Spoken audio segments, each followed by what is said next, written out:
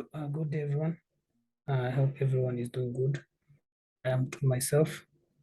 So, thank you for everyone who has been talking to me, engaging me in the comment section.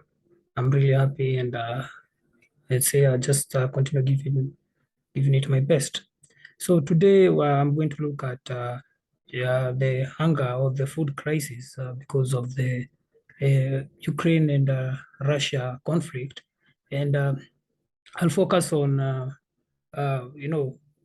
sectors involving fertilizer and the foods sources and the food products that come from Ukraine. We must understand that before the war started, Ukraine and Russia, accounted for almost 20% of the world's wheat and corn, and 60% of the world's sunflower oil, and and this has really affected food production around the world, because we also know that Russia is one of the biggest fertilizer manufacturers in the world, and alongside with Belarus, and both of these countries have had sanctions against them. So it's very hard for them to export fertilizers, to other countries, or you know, or to create production of fertilizer, because most of Russia, foreign money, foreign reserve money has been sanctioned. The banks have been sanctioned. They cannot receive payment from countries that want to buy fertilizer from them. So this really has stretched the food production fabric. And I'll start with Europe, because Europe is a very interesting continent right now because of the Ukrainian and Russian war. Most European farming giants are having a tough time right now trying uh, you know, to maintain food production. Netherlands is one of the second largest exporter of food after America. It exports most of its food to Germany, to countries like Spain, Belgium, all these European countries. But Netherlands, being an agriculture giant, it's finding it hard to adapt to the new, to the new situation, because you know the system of farming in Europe is a bit advanced. It's more greenhouse, more technology based.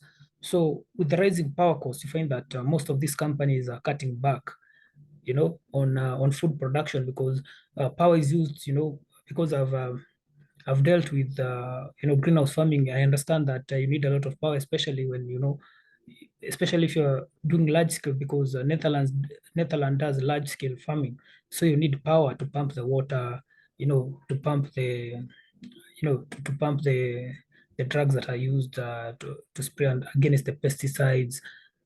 You need fertilizer, and fertilizer, most of it comes from Russia. And because of the sanction, even though some fertilizer come from China, Canada, most of these countries are now holding their fertilizer, because they understand that the lack of Russian fertilizer in the market has created a big demand, and it also put a risks on the economies and food security if they are to sell fertilizers, and yet there is not enough fertilizer in the world. So most of these fertilizer producing countries are holding fertilizer. So when you look, you find that a country like Netherlands now is most of the companies, they are really having a hard time. Some of them are not even planting this season. So that means next year there might be food issues when it comes to the European food security. Companies in Sweden, all these agriculture company, and it's not just on power, the rise of power. It's because that most of these company also, as I said, relied on cheap fertilizer from Russia. Germany was also a big producer of ammonia, because Germany used to import a lot oil and gas, and ammonia is a product, is a byproduct of oil. So Germany used to have a large production of ammonia, and ammonia, we know, is very necessary into the production of fertilizer. When you see a case like Ireland, Ireland is a big producer of pork. It has a very big and vibrant pork industry. The industry is worth $1 billion. It provides $1 billion annually, and the biggest market is China. But because of high cost of feed, let's not forget Ukraine was not only planting corn, and they're also planting animal feed. As I said, Ukraine has the most fertile land in the whole of Europe. The land can feed almost 600 million people. So when you look at the cost of feed that has been rising because now the corn, all these feed were being planted in Ukraine, but now the war has ensured that especially, the areas of, the areas near the Donbass, all this area, when you come to the port of Ukraine, uh, you know, near the sea line, all this area was very fertile in farming. So, but now because of the war, there's not enough feed. So you find that the pig production in Ireland has really skyrocketed. It's become very expensive and sustainable. Most companies are even reducing on the number of pigs they have. You find that even locals now they are opting to do other things, and this has just skyrocketed. Has created a very big ripple effect, and not just in Ireland.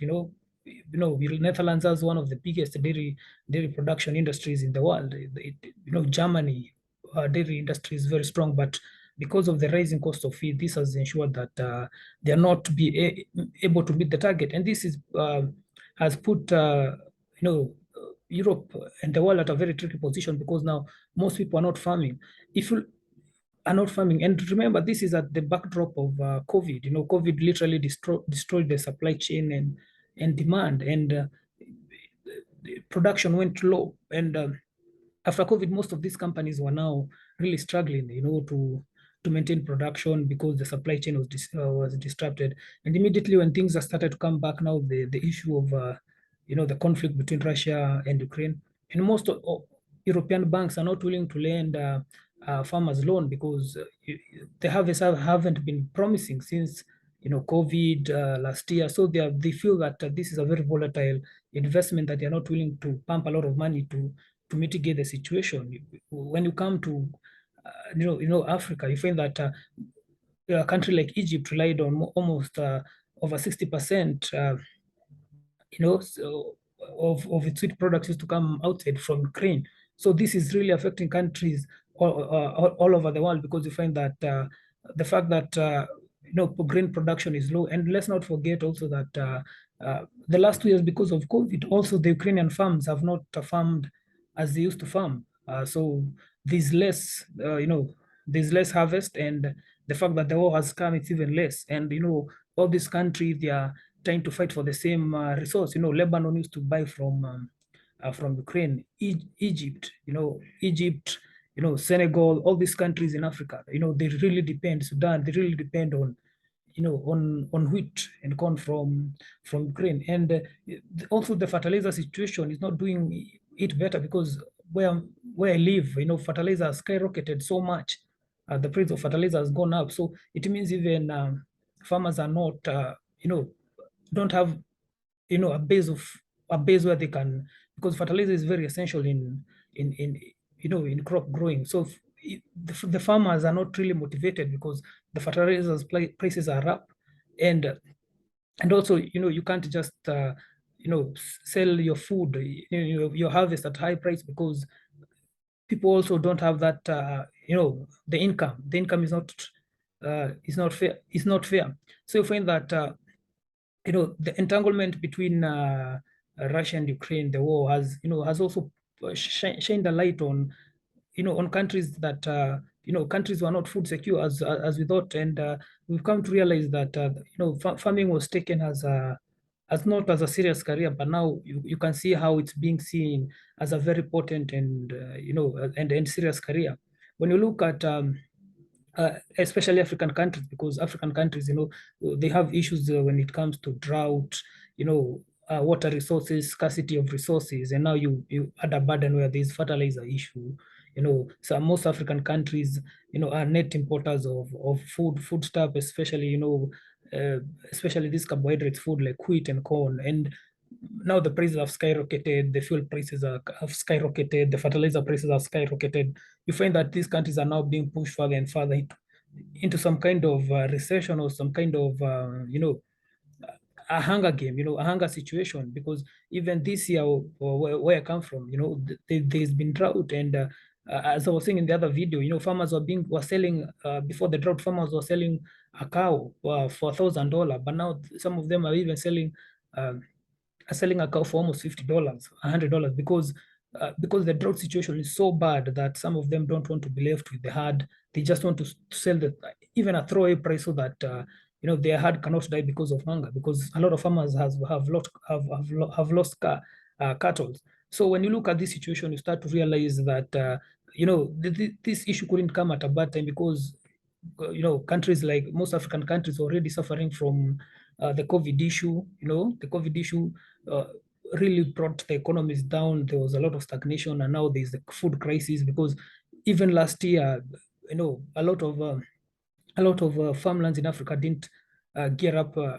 They weren't good harvest, and no one expected the war to start. But now, with how things are going, it will be very tricky to know, how the world will be affected in terms of food production, especially now, because now is the most critical time. And when you look, most companies are not even planting, because especially in Europe, because you find that the cost of farming now has really skyrocketed. I was reading an article about a Swedish tomato company that has told its customers that this season they are not going to plant, because to them they say the high cost of power has really skyrocketed. Remember, these companies use greenhouses. Their greenhouses are very technological, tech-based, in terms of, I was saying, drip irrigation, fertilizer. It's very, and it causes a lot of power, and also fertilizer. So you find that to them it doesn't make sense engaging in food production, unless now you're in a country where these amenities are there. If you live in Canada or China, where fertilizer production is high, countries produce their own fertilizer, you might be at a disadvantage, an advantage. Countries like Morocco, where they also have fertilizer production. But going forward, you start to realize that it's time that the world started concentrating more on food security. Right now, as I speak, Tanzania, because of the Russian-Ukraine war, has decided it's going to start. It has allocated 200,000 acres, and it's going to start its own sunflower seed production, farming, so that it cannot rely on the sunflower seed that the sunflower seeds that come from Ukraine. The sunflower seeds are used for oil, for cooking oil. So Tanzania has decided to, there's also opportunity when the things like this happen. So it has decided to, to take opportunity and put itself in the market as one of the countries that will be supplying sunflower seed oil in the world market. One of the biggest companies in Tanzania, called the Melt Group of Moha. His name is Moha. He was talking about putting his company in the New York Stock Exchange, trying to get an investor to open a farming a farming conglomerate in East and Central Africa, and is willing. He himself has already invested $400 million on the issue, on the project, and he wants people to fund him to $2 billion, so that he can start a farming conglomerate, just to take care of the food security around the Eastern and Central Africa. So if you look right now, there's also a lot of opportunity, but this war couldn't have come at a bad time, because most countries weren't prepared for there to be a full crisis, because most people are hopeful because of the COVID issue. Things are going to come out better. And you must also look, like a country like Russia, even now, if it has fertilizer and all this, it's hoarding. It's very hard for it to be selling as before, because also Putin understands that food security is very paramount in his country, because especially when his country now is facing a lot of sanctions, he understands that he needs prices of food and certain commodities to be low.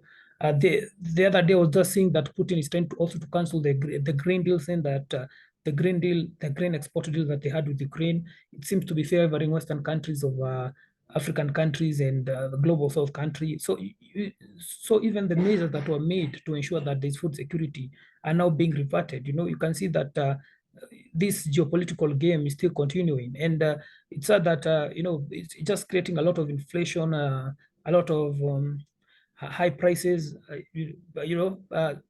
There's a legislator I was seeing in Europe saying that they are ready to face these high prices, as long as Putin doesn't benefit. They are ready to, I don't know if that's true, if the people on the ground really feel that, because at the end of the day, even if it's between this war is against Putin, people also understand that high prices are not good for business, and it's not just a farming business. I did a report on how companies are closing down because of high prices, high fuel prices, high electricity. An example I can give you is that, uh, the farming industry in Germany, because it's a dairy industry. The Association of German Dairy Industry, has told the government that you can't operating or like this. Dairy industry, especially in the European world, is very technology. It's very technologically advanced. So the machines use a lot of power.